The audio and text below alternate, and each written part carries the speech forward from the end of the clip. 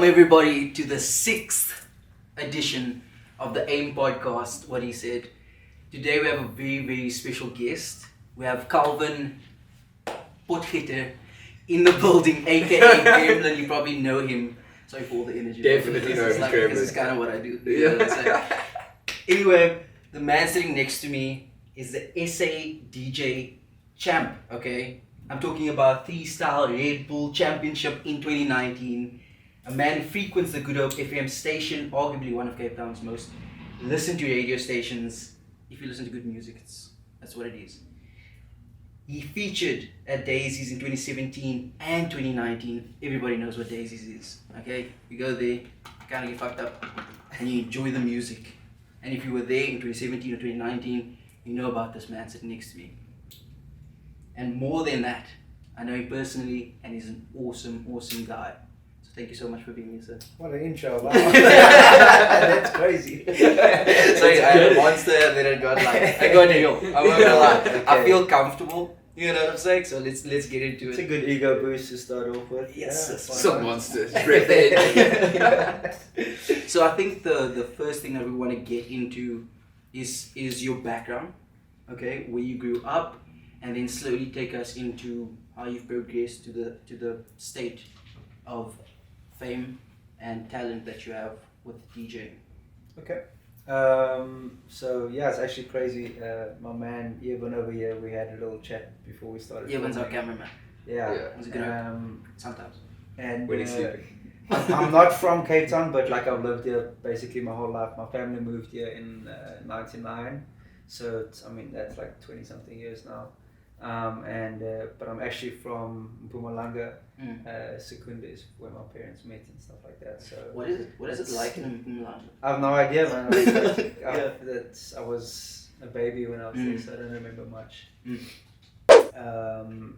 So then we moved to Cape Town in '99, and I've been there ever since. And the DJing just kind of started as a thing I would do with my friends, just for fun, man. I was always into music. My family's quite musical. My parents have a really good and eclectic taste in music, so I grew up listening to a lot of different stuff. My grandparents both played instruments, so. What kind of things did you listen to, or your parents listen to? My dad was like very into, I would say like hard stuff, like as long as it was like loud and energetic, it was good. So like anything from like DMX to Limp Bizkit, AC/DC, Guns N' Roses. So like I grew up on a lot of, not necessarily, no. That's more of me thing, but That's yeah. And then like my mom was like sort of the softer sort of ballad side of things, but like still like indie kind of stuff. So like I guess not necessarily indie, but like Tracy Chapman, Alanis Morissette, stuff like that. Yeah. So you do some crazy stuff with like mixing and mashing different styles. So if I had to ask you just like a random question, seeing as you DJ all these different genres, what would you say is your favorite sort of up and coming genre at the moment? Up and coming genre, I wouldn't say it's up and coming, but obviously Amapiano is like the biggest thing right now. Piano is crazy. It's not up and coming anymore, but it's really beautiful music. Like I'm a big fan. I don't play it as much as a lot of other guys are, mainly because I'm more of a hip hop DJ in most of the bookings that I do. But I love the music. I think that's probably the thing that we listen to most at home, if it's not like hip hop kind of stuff. So I think if we like getting ready for a night out, it's probably gonna be Amapiano. It's just really good music. Gets you in that vibe. Yeah, I was literally saying that in the car. Like whenever those things come, like when that sort of music comes on, it's weird. You know what? It's weird. It's like weird in the sense that I feel like dancing, but I also feel like uplifted. In a Very sense. much so, because it's not. It's club music, but it wasn't made originally for the club.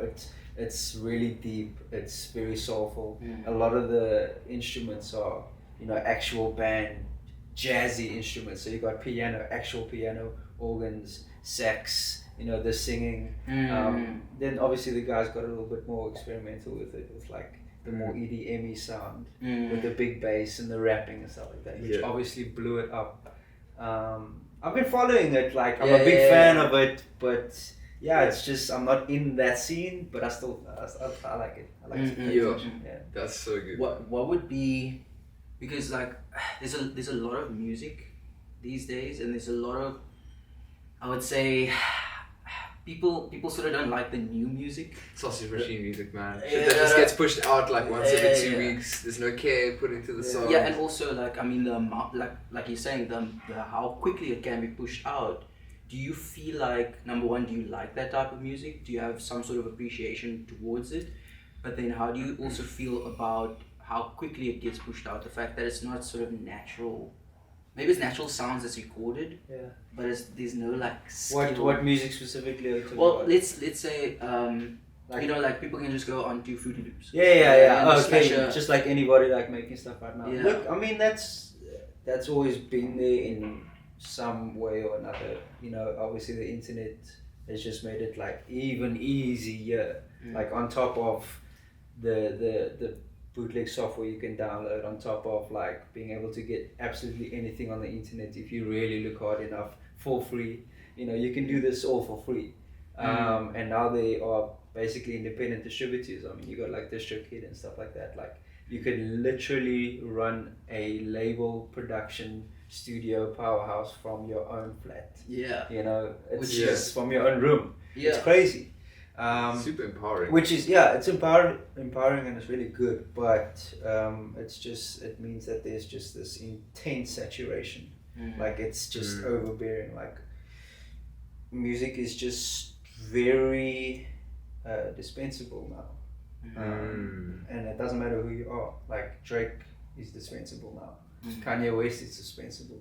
You're gonna have a few people that are latching onto the sound and the feel of what the person was trying to create, but other just than sample that, the same thing.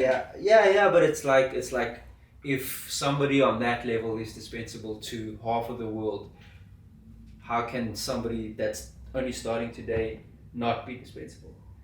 Yeah. It's tough, man. It's weird. Yeah. Like being an artist, I don't know how these Do you guys feel doing it. do you feel like this oversaturation sort of leveling of the playing field makes it more about the person themselves, like the personality of the person, than the music itself?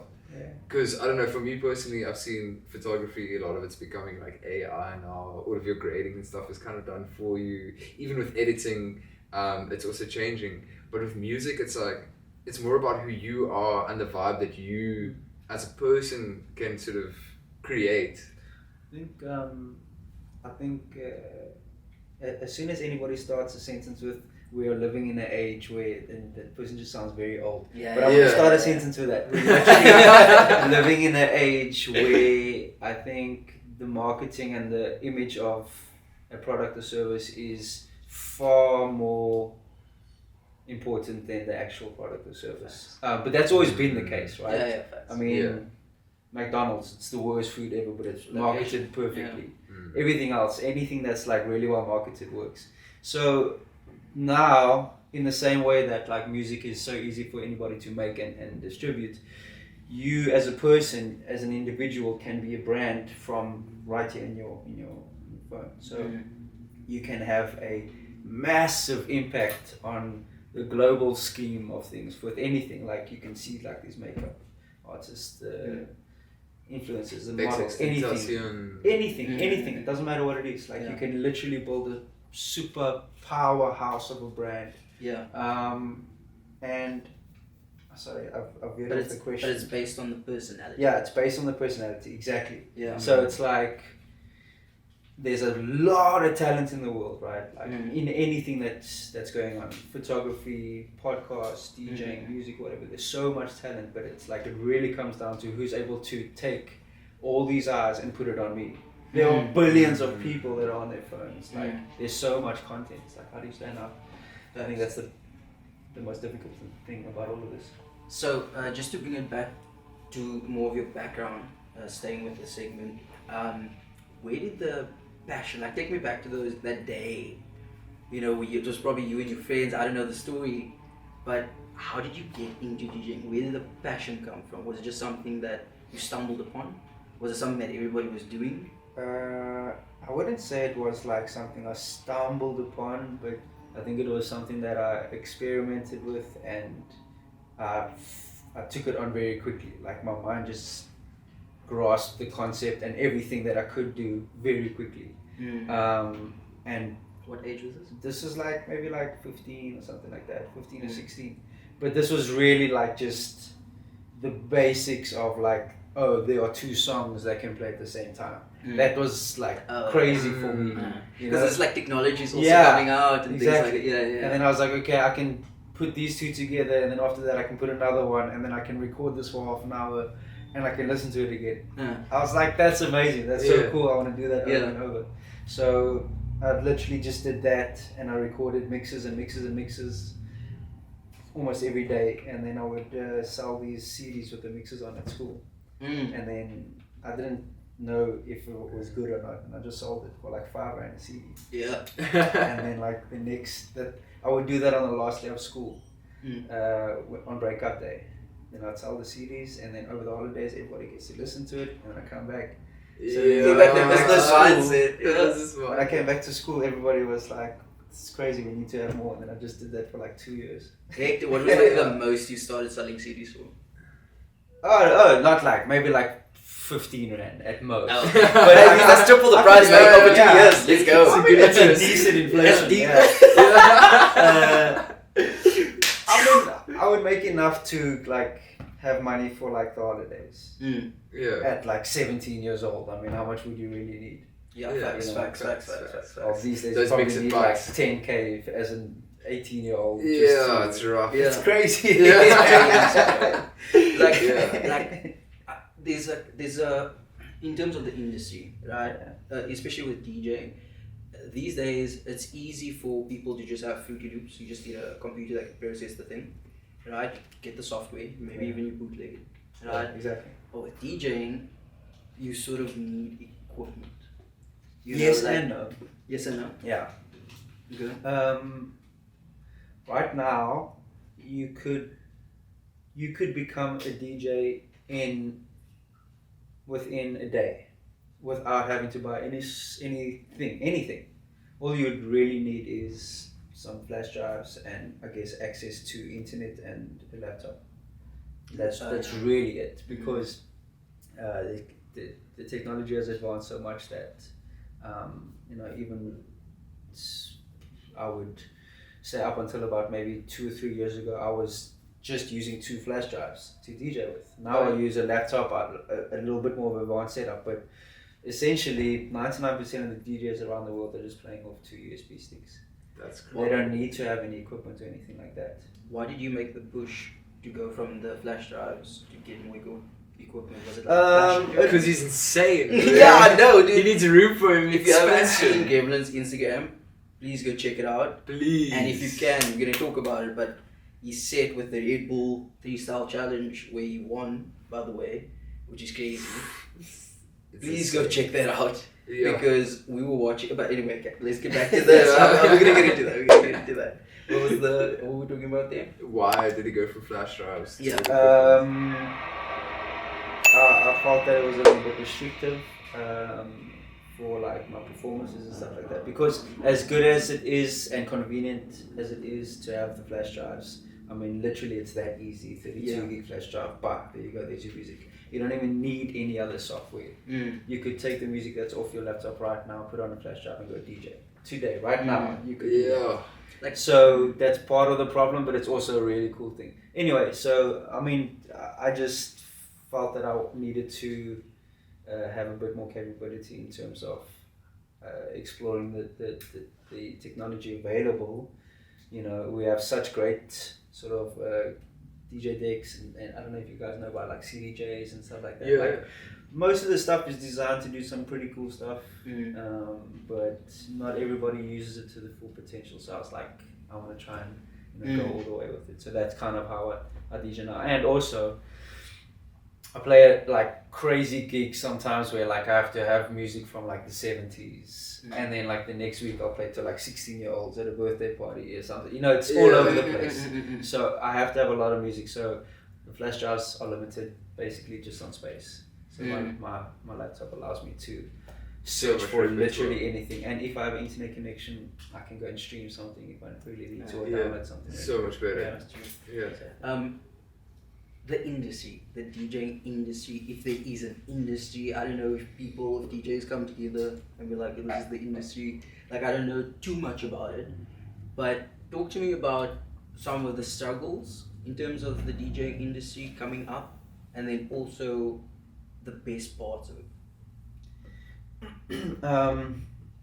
It's actually a really good question, bro, because that's like an ongoing discussion in sort of the local music industry and the DJ industry specifically as well, or the DJ scene. So like the big question was always, is there a DJ industry or is it just a scene and a sort of, you know, means to an end for guys to be DJing, making some money, and that kind of money just revolves in that circle. And industry is more something that, you know, companies can grow, careers can be built.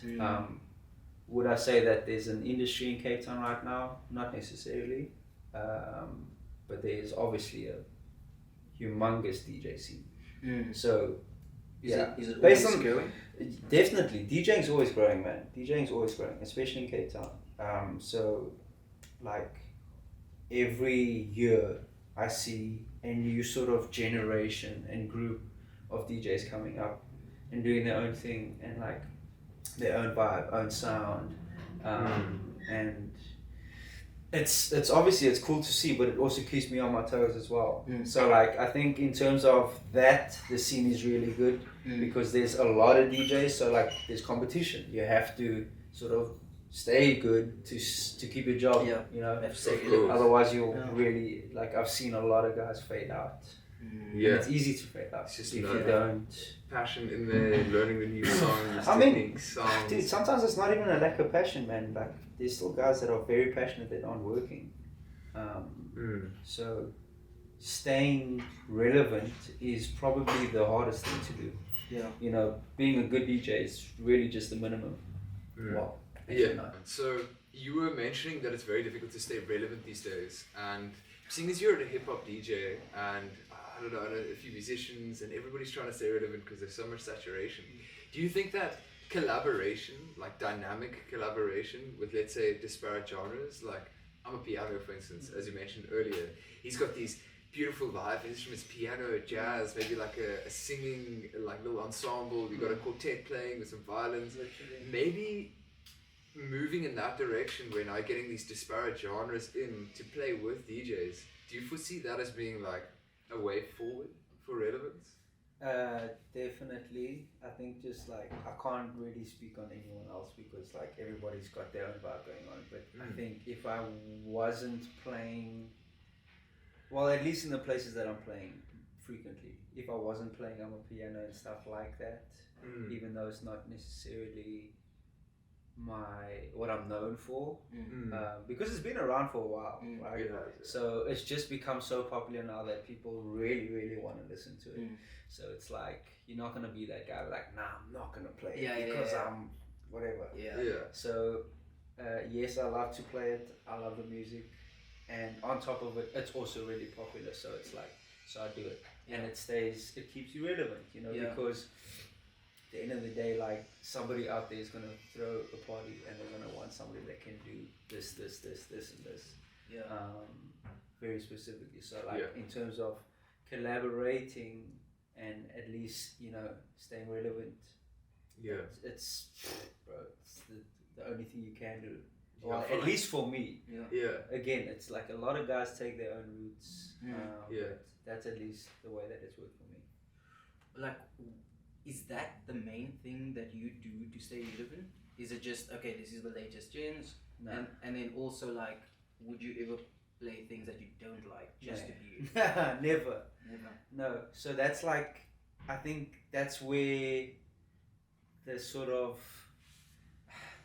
DJs are drama queens, man. This is what you have to realize. Like DJs complain about everything, and obviously, if you have any type of social media, you can see what anybody is thinking at any moment in time. So like, if something is going on, especially in like the DJ scene, nobody cares. Like this is stuff that no one cares about, but we'll be like up in arms about it. So, perfect example. it was either last week or 2 weeks ago, Kate Renata tweeted Mm. something about like verbatim, it was, if I hear another DJ play What's Love, I'm gonna lose it. Mm. What's Love is, Yeah, okay, you know, Ja Rule, Ashanti, Fat Joe. It's like a classic, like R&B track, but it's like a classic. Like you can't, as a Not DJ, good. you're gonna play that song. It's just so good. It's an And anthem. even like not even in your What world. is You're love? like, it just happens. Yeah. Yeah. The DJs had it. Yeah, Like, the yeah, yeah. DJs were up in arms. They were like, "You don't tell us what to do." So like, that's just an example of something that sets DJs off, right? So, like when it comes to, so I keep forgetting what the original question is. Where do we start with this? The question was Like collaboration and Yeah, relevance. And you yeah. said Yeah, that's what like is a it small... that, yeah, Okay. So what is the thing that you do? no, yeah, it was about just playing stuff that's popular. Yeah. Okay. Yeah. So that's sort of the thing that DJs complain about. So like it's very easy to become popular if you just play stuff that's popular, because it's like you can just be instantly relevant. If you're I mean, imagine like when EDM was big. If you were like an EDM guy, boom, You that just was a big did. thing. Remember when Fisher was big? Yeah. Everybody was playing Fisher. Like then they were I'm good. losing it. Yeah, exactly, right? There was a time Just when like in. hip hop was massive, and then everybody was a hip hop DJ. Now you see some of the same guys that have done like hip hop, then they've done this, then they've done that. It's like that's sort of the thing that DJs, most of the time they'll like look like, oh, this guy's just a sort of trend hopper, Yeah. like So a wave rider. kind of would thing. you say that it's worth the risk to like break out? Like sort of Amapiano, right? He when he started making his style of tracks, I don't think there was like as much of a demand, but he didn't really waver from what he was doing. I mean, of course, he probably like followed some trends, maybe add some trap drums, maybe added the EDM sound, but do you think it's worth as a DJ like bringing that art back into it, where it's like now you're gonna make your own tracks and you can mix and match all these things together, you know, layer these beats over this acoustic over that. Like, is that something that's quite risky, or you would sort of look into doing? Yeah, definitely, man. That's I love to do that kind of thing. I think like it's never a good idea to box yourself into any sort of narrow lane. So, you know, taking inspiration from other genres, other sounds, other eras as well. It's like super important. And I think that's something that like I've always tried to do. Like I've always tried to take inspiration from a lot of places and a lot of styles and genres and eras, because I play to a lot of different types of people, and I almost like I see it as a challenge to try and like, if I see a room and there's like old people, young people, people from this side of the world, that side of the world, I try and like either make them each happy or like get them all together and try and make the sort of energy in the room, you know, united. That's sort of like a challenge for me. What would you say in general first? What is the pinnacle of DJing? And then it could be different, obviously, to different people. But say, for instance, to somebody it's playing in front of thousands of people. But then to another person, it's taking DJing and almost making a subsection. Like the ultimate goal. Yeah, like what is it for you, but then also for what do most people want when it comes to DJing? Or is it a very specific? Maybe I should say, I think what most people want, or maybe what most people get into it for, is they probably want the sort of fame and stardom and like the big stage thing that's attached to it. And I think that's genuinely like one in a couple 100,000. You know, that's the chances of that happening is very slim, especially now. So it's like it's exponentially getting harder to be that one in a million. That's going to really break it out and be big.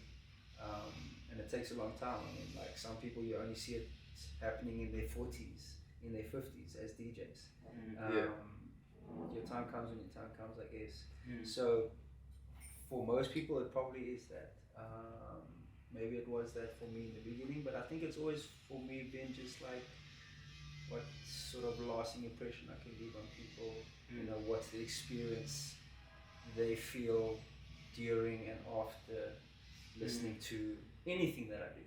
Yeah. You know, maybe it's that. I don't know. I've never really thought about what it specifically is, but I think something that's always been like an underlying thing for me is just the lasting impression, the short-term and long-term legacy of it all. Also that vibe capturing, because like as a DJ, essentially you're just managing the vibe of the room. And like I've been DJing a lot, but some of my friends have been DJs, so I've kind of been behind the scenes and like song suggestions and things. And when that moment when you can turn a crowd almost from like everybody's kind of doing their own thing to like you get that one song that hits at the right sort of tempo moment where everyone sort of just comes back in, like that feeling I don't think would ever gets old. Just like that collective feeling of everybody being on the same, like, I don't know. It's a really addictive feeling, man. It's something that like can really change your everything. Like you could be in the worst mood and then like, you know, just you could be DJing half an hour, 45 minutes, and then next thing you know it's like the whole room's vibing indirectly because of what you've been doing, you know? So, that's crazy. It's cool, man. It's a really cool feeling. It's not easy, man. I think it's something that can be taught and can maybe be learned, but it's very psychological, for me at least. I really enjoy the psychology of coming into a room, feeling the energy, seeing what type of people they are, reading, testing, you know, seeing what works, what doesn't work. Like I'm constantly taking notes of that kind of thing. Small stage, big stage, 10 people, 1,000 people, doesn't matter. So like basically every situation is different. 100%. You have to. Is that something? Sorry. Is that something that DJs actually take note of? Or is that just like a you thing? Like if let's say you guys get together, you guys like, yo, I have to think about this and all the time. Yeah. I think that's something that's really cool about the DJ community locally and like online. So like if I say internationally, obviously it means like, you know, on Twitter and Instagram. So like the Twitter community on DJ is really cool. If you follow in like the right, obviously there's like the jerks, the usual. You know, trolls, wannabes, the trolls, whatever. But like they're really cool. Like, and it's mostly the OGs. Like the guys that have been doing that for like 30, 40 years. They came up in like the 90s and stuff. Those are the guys that I look up to. So like I try to, you know, engage in the conversations that they're engaging with. You know, seeing what they're talking about. Because like to be honest, I don't really see many guys, at least my age or younger, that are like, I guess, on that wavelength when it comes to DJing. Like there's a bunch of DJs, but they're not all sort of doing the DJ stuff. They're doing like the stuff that's like really cool and popular and like, you know, basically just enough to get by. So just trend hopping. Basically. What is the disparity? In your opinion, the disparity between you having an appreciation for more than, let's say, just thousands of people, fame, notoriety, all of those things, and really respecting the experience that the DJing industry and connecting and collabing with everybody, I hope I'm making sense here. The disparity, like, why are people, what makes you different? Like, because you're young. I suppose I am. But you long really in the good. I mean, no, but you long in the game. Yeah. And you probably, sorry if I'm talking a bit much here, but like I'm just fucking interested. But like the fact that you're able to pick up things so quickly, it means that you've almost had more time to experience that thing. So it could happen in a shorter period of time. Exactly. I think like with, I mean, you guys obviously know like the 10,000 hour theory. Like, I probably did my 10,000 hours before I started really getting a name. So like by the time I got, you know, big enough for people to want to book me, I had practiced so much already and done these things so many times that it was second nature. So when I was, you know, actually going and getting paid to DJ, stuff like that, and like people really like taking me seriously, I was like, I've got this, I've done this a million times, you know. To remove that fear. Yes, exactly. So it's like that, the thing you were talking about, like the passion behind it, and you know, it wasn't really ever about me playing to people. Mm. I enjoyed The process. the process very much. Mm. I think it's the most like fun part of it all. Mm. Like sitting at home before the gig, testing stuff out. Like you can ask my That girlfriend. is I the get so shit. excited. That's when where you it's know at. you're in that place Yeah, when nobody's watching. yeah. Because that's where the actual magic happens. It really does. And now you just put it on display Yeah. for But people to enjoy. at the same time, I wouldn't say that everything is sort of pre-thought. A lot of the time, inspiration is drawn from the room and the energy in the room. So you know, that I could sometimes feel that there's something really out of sorts that I need to do to sort of change the vibe of the room, and I would need to think of something on the spot. That's You know? also where And fun then it lies, inspires, it inspires. Mm. So like those in action, in the moment things are also really cool. And I go back a lot of the time, I try and recapture that and maybe repeat it and stuff like that. So recording my sets, taking my GoPro everywhere and stuff like that. I used to do that all the time. I used to learn from my sets. I'd record the whole thing and sit and watch everything, watch every person's reaction as I did this song and drop Oh, the next hey, song. Yeah. that's like deep. Deep That's like diving. watching tape, bro. Yeah. That's like watching tape, Like sports, like yeah. sports, bro. Yeah. Like I dance, right? And I like to watch it, and sometimes I feel almost like am I doing this? Because I, you know, like it's like a weird like, why am I doing this? Why is my pants down? No, I'm just joking. But like, Only fans. Shout out Junaid _Raiders. no, but like sometimes I watch my dances, and I'm literally watching from a psychological perspective where I'm going, that doesn't look like I'm free when I'm doing it, which is my goal. You know, and then sometimes I do that. I'm thinking to myself, what state was I in? You know, to get to that state. Because sometimes I feel like I'm flowing. Sometimes, because the whole goal is almost not to think. While I'm in the process, I do all my thinking beforehand. And then when I go into that, I just sort of use the things that I thought about and just say, okay, this is my intention. And then let it go. You know?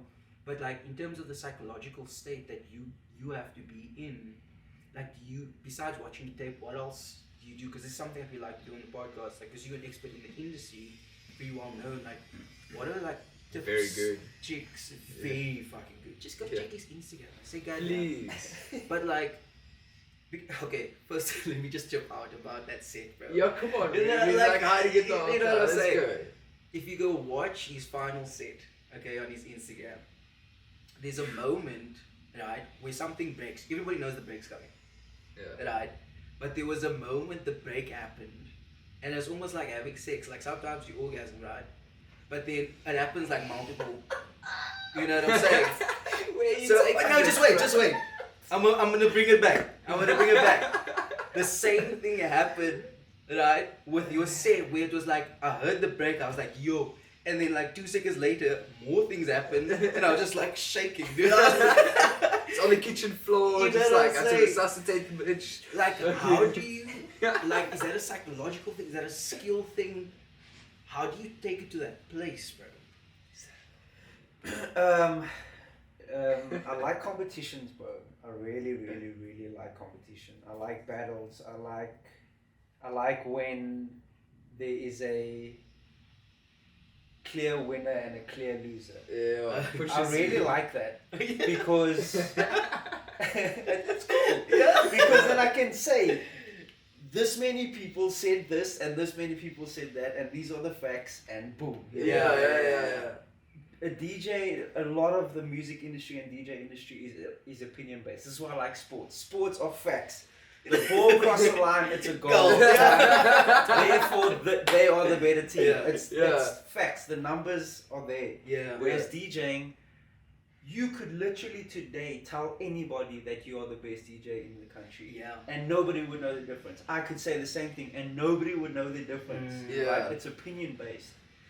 Like your mom would say, you are the best DJ. Yeah. Just like that. I wish. Right? She don't like me. No? So if one person can believe it, 100 people can believe it. It's all opinion based. So like when it comes to competition, it's like, okay, cool. I think I'm the best. Now I'm gonna put myself up against 5 other guys and let's really see who's the best. So I tried that. I did it like, we were now 1. That was the 4th time I did freestyle. Yeah. I think so. Yeah, Yeah. it was the 4th time. So I really just wanted to win, man. That's all it was. Yeah. So like after failing 3 times and after like Oh, it's realizing the desire to be the best. yeah, Like, very much so. That's why he records his sets, bro. That's why he's in. yeah, like, It's that fire. yeah, that's, You can see that's that. crazy, You bro. can hear it in the music, bro. I It's think brilliant. the year I won it did sort of like everything aligned really nicely. But it was the first time they did the finals in Cape Town. I think Homeground I had advantage. exactly. I think I had just gotten to a point where I was like, I was just really comfortable with everything I was doing. Like all my music, I was just like super. I was like feeling it. Everything was working out nicely. But like, for the people that's watching this, people that look up to you, what are the tips and tricks that you can give them in terms of, number one, getting to stages like that, getting into competitions like that, and then also performing as best as you can, when it comes to that moment? I think getting to the point where I've gotten like, oh man, it's been crazy, but it took a long time. Maybe not as long as other people, but I think I just really, really, really wanted it like super bad. Like I really envisioned where I wanted to go in terms of my career, at least in like short term, sort of 1 year, 2 year, 3 year, 5 years, something like that. And I just did not waver from that vision, for a very long time. Yeah. So I think in terms of time, like people say like they surprised when I've told them I've only really been DJing in Cape Town for honestly like 6, maybe 7 years. So Yeah. it's not really that long in terms of what I've done. So like I'm really happy with how everything's happened like in such a short amount of time. It's been amazing. But it's not necessarily going to be the same for everybody. I think the reason why I got to many of the places I got to eventually was because I wasn't really fussy about the gigs I was doing.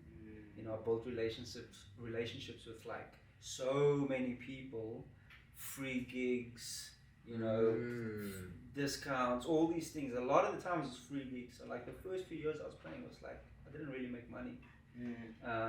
And I think that's what pushes people away. They want to make money straight away. They see that this is attainable. They see what you can make and what you can do, and they want it straight away. And like they don't It's realize. gonna pay years for that, man. Yeah, exactly. It takes a long time to get there. That's crazy, But I think that's probably the biggest thing now, man. I think it's the thing of like, especially with social media, like kids want to show that they're doing something.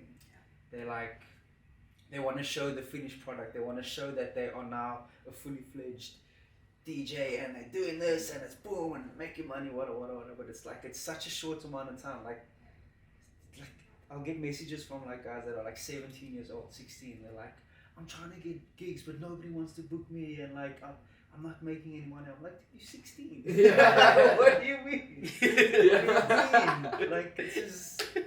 Yeah. I'm 28. I'm not getting money. Yo, what are you expecting here?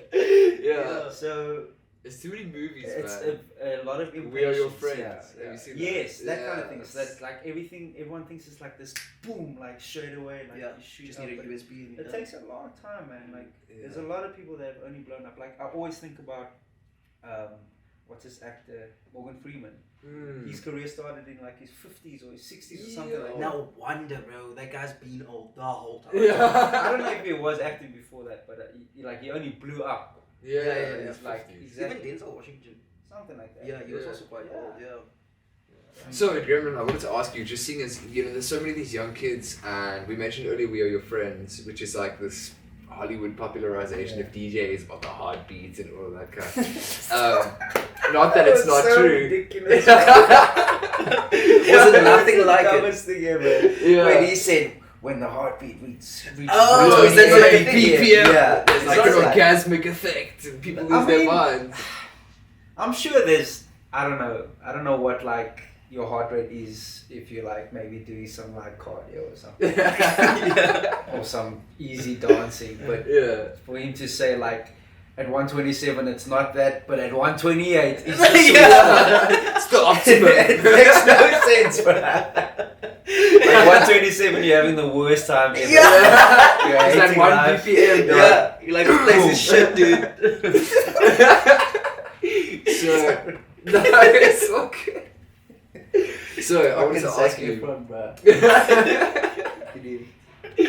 Yeah, okay. And Yeah, get over the question, man.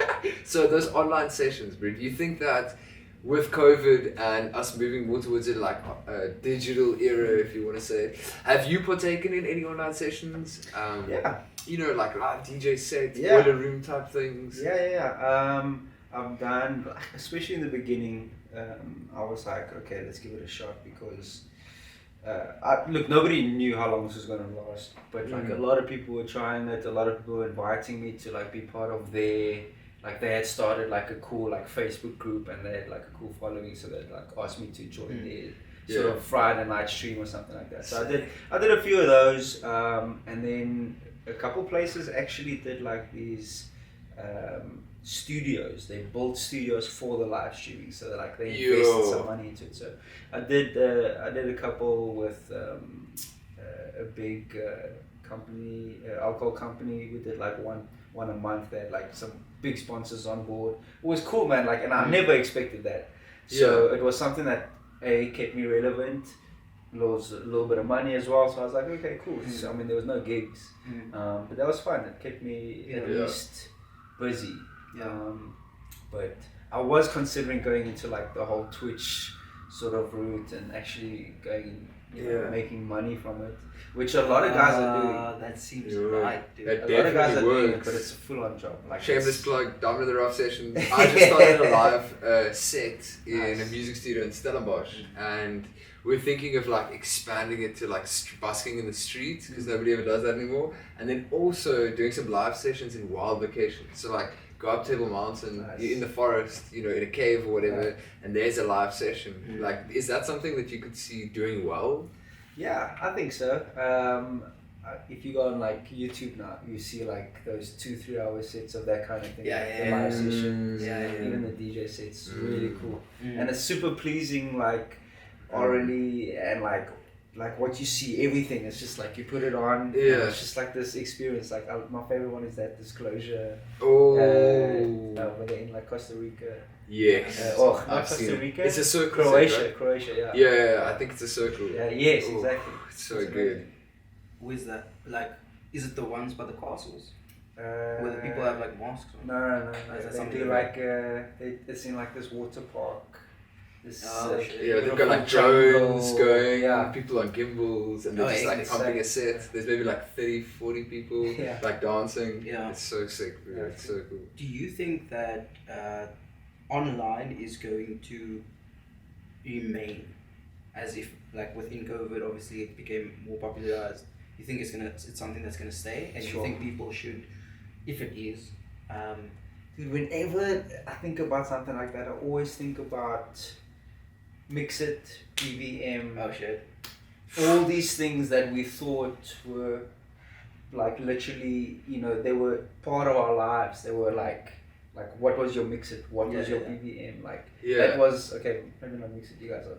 I know about Mix It. Okay, but you know about it. Okay, so like literally, it was the same thing as WhatsApp, Instagram, Facebook. Like we all think it's gonna be forever, right? And it's not. So it's like obviously, I think the internet and some sort of digital realm is always going to exist.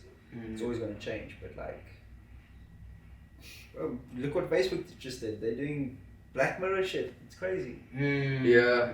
Oh, with crazy. the virtual, some crazy shit. That's straight out of Black Mirror. Yeah, I saw that. Is it? I saw something on Instagram today. It's like a direct comparison. I wanted to ask you, Bruce, like seeing as you're going into a little bit of consciousness stuff, like what do you think of things like that in our current age? Do you think it's like a tool for distraction against what's happening on the ground? Zuckerberg is crazy, bro. You just know that guy. Is he a reptile though? I don't know, bro. I think he genuinely never... I don't think he was the type of person to really have like a normal social life. Yeah. You know what I mean? I think So- he was like But he's running the biggest like social exactly network. because he doesn't really. It's numbers to him personally. I think it's not like it's just how how much power does Facebook have? It's crazy. They changed like elections results It's and crazy. things. This is like, and this is one guy essentially, right? Yeah. I mean, You who can decide. knows what's gonna happen? Vote this, vote that way. Yeah. Or Yeah, like, yeah. this is your opinion, that's your opinion. Do you do any sort of spiritual work on yourself? Is that a realm that you are into? Yeah, definitely. Yeah. I am quite religious, and I am spiritual as well. I try to be very mindful of how I think, how I react to things. I'm like, especially since like this lockdown thing started, like I've had so much time to myself, like so much introspective thinking has happened, and like my self-awareness has skyrocketed. I almost overanalyze everything that I think and do. Is it? Yeah. Do you do that now? The overanalyzing. Yeah, that's mainly because of the time. Like more time to yourself. Whereas like I used to always be at an office or at a job or gigging or something like that. So it's like when you have a bit more time to yourself, you know, everything quiets down. You know, No distractions. No distractions, which is a nice thing. I actually enjoy it. Oh, that's what I was gonna ask. Yeah. No, it's a cool thing. Yeah, because we just had Beatrice Gilmore, sorry. We had her on, and that's a podcast that if you're into all of these things, we went deep into the whole spiritual realm, especially with yoga and things like that. I love yoga, man. You practice? Like, how long have you been practicing? Oh, awesome. Yeah. That's so nice to hear. It's so crazy, because like we have people on, and sometimes we're like, I wonder, because you're like a DJ, so I'm like, would he even be? So it's the yoga is like it's a double thing for me. Yeah. It's mental and like physical, because I think especially because you said because I'm a DJ, like I've had back problems and hip problems and stuff like that, because Standing. most of the time the DJ boots are too low for me, so I'm crouching, so my lower back, my neck, my shoulders, all that stuff. So like the yoga really helps for all of that. And even mentally, like I love YouTube, man. Like you can search yoga for anything, And it's there. and it's there, and it helps straight away. I love it so much. Yeah. Free cup of tea, yoga, done. Yeah. Well, when you were young, well, let's say a couple of years ago, how long have you been doing yoga now? Oh, not that long. Maybe like 2 years. When you initially like thought of it, were you like, what is Obviously, the shit? like I think everybody thinks that it's like It's a bit wacky. Yeah. it's a bit wacky. It's only for women. You know, it's just got a connotation. But like genuinely, I think, which is maybe it's weird. The first page that I started following was I can't remember her name now. AJ. But Adrian, yes, she's like the most popular one, I think. Yeah. Because she had so much. She had like yoga for like indigestion, yoga for confidence, yoga for morning, yoga. Everything. And I was like, this is really cool. And then I thought like, okay, maybe if I want to do something that's more male based for like chest workout, shoulders, anything like that. Then I found this other page, and like I just got into this sort of YouTube black hole of yoga, yeah. Deeper and deeper, and it's like unlocking your third eye. And I'm like, what the? I'll sign up for this. Dude, that's Do you find like when you go down one rabbit hole at YouTube, there's like all of a sudden there's so many other things that all sort of tie in together, especially with that like I want to call it like a self-awareness path. Maybe like you start with yoga, then it's like meditation gets thrown in there, a bit of breath work. Yeah. Do you find like they all sort of link in though? It's almost like different sides of the same coin. Definitely. I think I wouldn't have gotten to the point of like mental self-awareness and working on my mental if it wasn't introduced through yoga, because I think yoga is very much based on breath and mental, right? It's like everything is just breath and thinking. So that sort of was the gateway into into the sort of spiritual, I guess, connecting with that sort of like, you know, your inner core and your energy and stuff like that. And like I'm very much still working on that. Like it's hard, bro. It's like It's a constant. Do you think that helps with your DJing? very much so. Awesome. I never used to struggle with sort of pre-gig anxiety. I never used to struggle with like any form of what am I going to do tonight? You know, like that. Everybody goes through that. And when we had that super long break with DJing, naturally coming back to it is going to be weird physically and mentally. Like I started getting a little bit of anxiety before gigs, but like literally as soon as I start playing then it's fine. You know, it's just like normal nervousness. Just plug the USB. Yeah. Push play. You chose it? That's what most guys are doing. That's what most guys are doing. He Anyway, doesn't do that, guys. Okay? Yeah. No, this guy's a genius. but I think like now I have those sort of like pep talks. Like I find myself like driving to my gig, you know, no music, just kind of like some affirmation. Something I've been struggling with a lot lately is just people. Like people have been driving me crazy. So like my patience for people has really like been tested. So I've been trying to just like remain rational, calm, you know, realize that most of the time they're not sober. You know, Oh, okay. Yeah, Was parties. that, were you having a hard time with that before the yoga or after the yoga? Or when you started doing these things? I think not so much the yoga, because yoga's just always been there because it's like physicality, it's doing something. Like I like to do something physical every day, and it's not necessarily always going to be playing soccer or running or gymming. Like I'm cool with literally doing like 20 minutes of yoga as exercise. I'm cool with that. But I think more than the yoga, it was more the spiritual, like sort of not necessarily meditating, but like just that sort of moment of silence for yourself to sort of center and that kind of thing. That's been really important to me. But I mean the struggle with people, like is Yeah, that yeah. now or did that Yeah, more before? recent, I guess. Do you think this is what I was trying to lead into?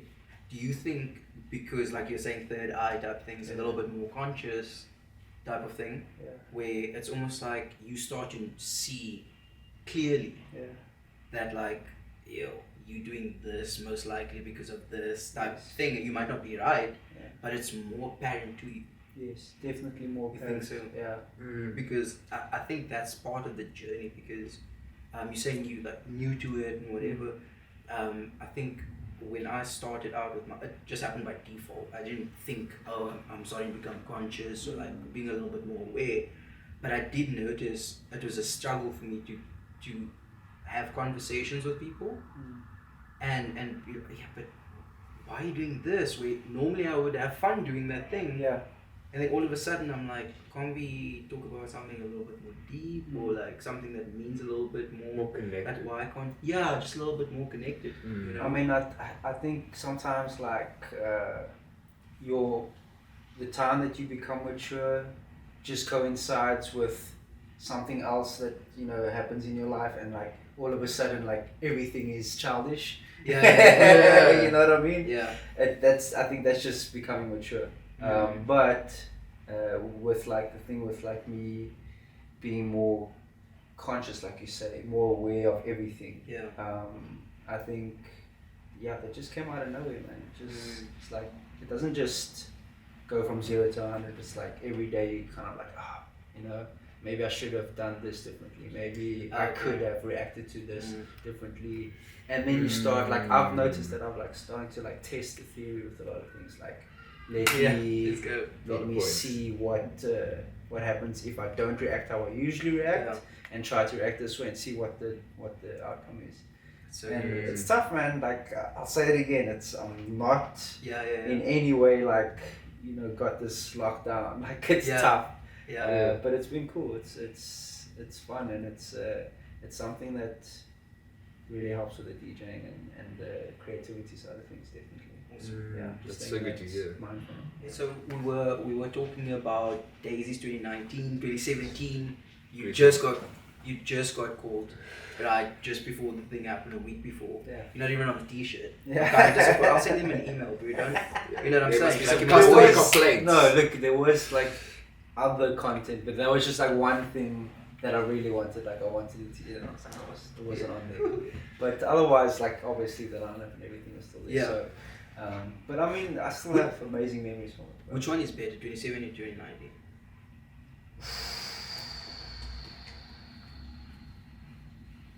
Can't say. Can't say. You just add them Impossible. together. It's completely different.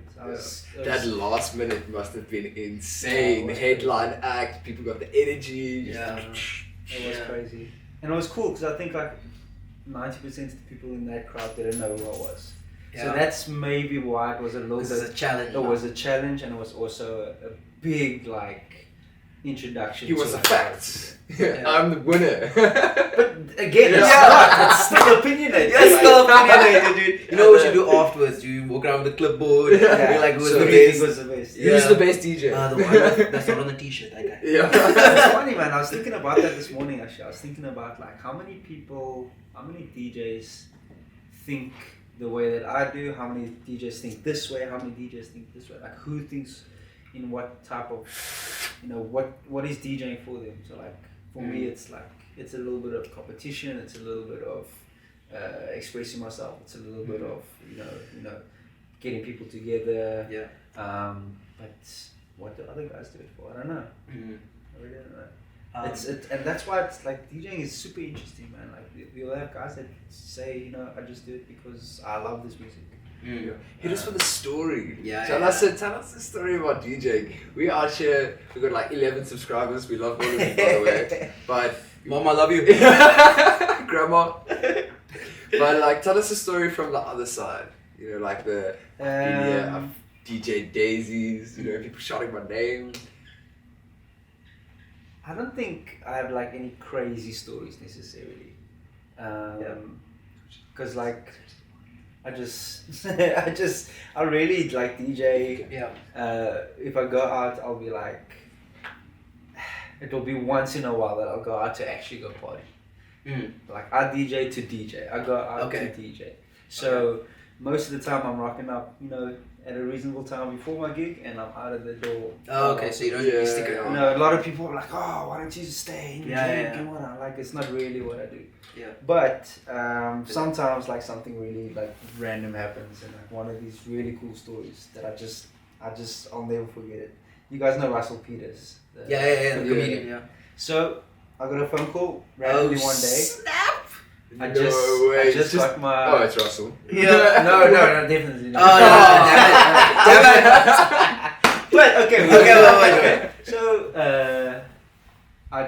let me backtrack a bit. I got my turntables. First ever turntables I ever got. This was like 2016 or something like this. Got my turntables, super excited. Never played them before. Just got them to learn, right? Yeah. The very next day, I get a phone call from some person. They're like, we need a DJ with turntables. We booked someone and they really need turntables. So I was like, cool, I've got mine, here we go. Can you DJ as well for us? Yeah, sure, cool. Who's it for? Oh no, there's these people there in town, they're filming some stuff and they just want to have a party. So that's all I knew, but obviously you guys know now. Yeah. So I get there and fucking Russell Peters, he's standing in the DJ booth and he's busy DJing. Oh, does he? What? Yeah. Hidden talents. Let's So, go. no, he's a really good DJ. Oh shit. And But you better. no, he's super good, man. Oh, shit. No, he is. He's good. And so he's busy DJing, and I'm like, what's going on here? You look like somebody else. Yeah. He's busy DJing on my turntables. And I'm like, what's going on? And like we chat and we talk, whatever.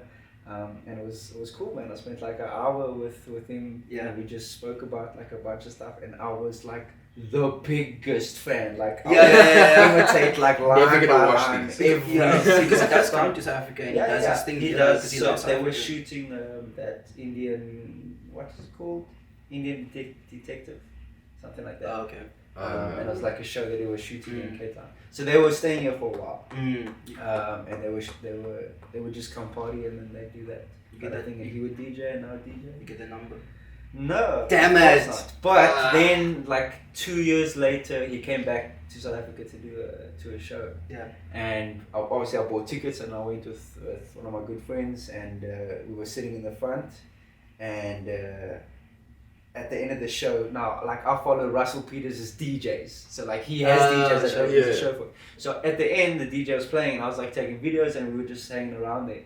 And one of his bouncers came up to me and my friend, and he was like, you guys want to go to meet Russell backstage? I was like, what? That's so sick. So we went backstage and we meet Russell, and we're standing there, we're taking photos. I'm like, I don't know if you remember, but like, he's like, I don't remember, but that sounds cool. It sounds like something you would say. Dude. And then he farted. It was like, what? Russell. He farted while we were taking Russell. photos. So that was quite a cool DJ story. But I mean, otherwise, like, I don't have any like crazy stories. Dude, that's a crazy story. Yeah, that is a crazy most of the time story. I'm sober, so I stay out of trouble. Man. Like yoga, you know. Exactly. Yeah. Dope, brother. Yeah. So, what we like to do on the show is we like to get these quick fire, rapid fire, This is gonna fast lane. Are you Either ready? funny or embarrassing or bad. Nah. There's only one rule. Yeah. You only got to say the first thing that comes Okay. into your head, no thinking, no thoughts. So that's what I'm saying. Yeah, conscious. Yeah. Just boom. Okay. What do you think when you hear slow down? Song. There's a song called "Slow Down." Oh, okay. Cool. Sorry. That's the No, first thing yeah. I thought of. We love different answers. Yeah. We never had that one before. Yeah. One fear you have.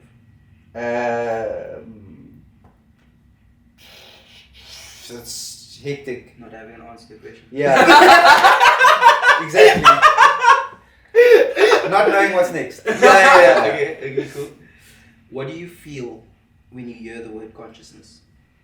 Consciousness.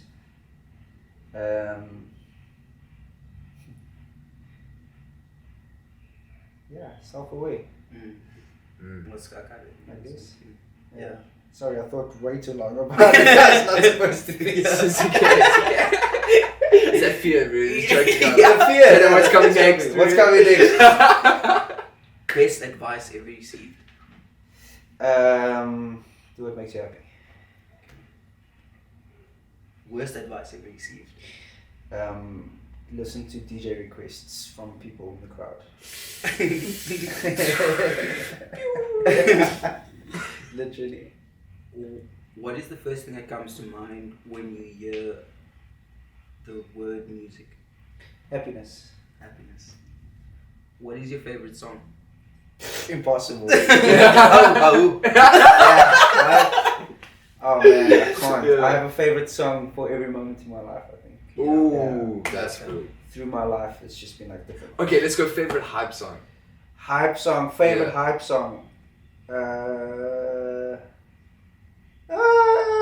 Can't say, man. It's too much. It's That's too too hard. much. There's It's too too many hard. genres to think of. Yeah. Like, there's too many scenarios because hype could be for like, you know, a small room, and like something could be really hyped up for like a very chilled song. Yeah. And then Yeah. on the other side of the scale, like hype could be 10,000 people. Yeah. Yeah, true. So Okay. I like different types of I was hype. about to narrow it down, I think, because this one will probably touch you.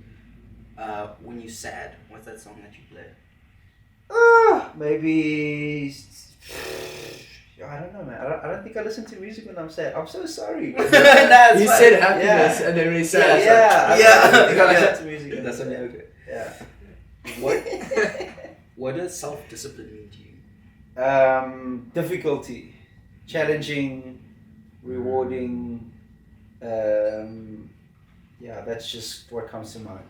Perfect. Yeah. And then maybe just to end on, and this is not part of the rapid fire questions, but what is one of the biggest challenges that you've ever had to face in your life, and how did you overcome that?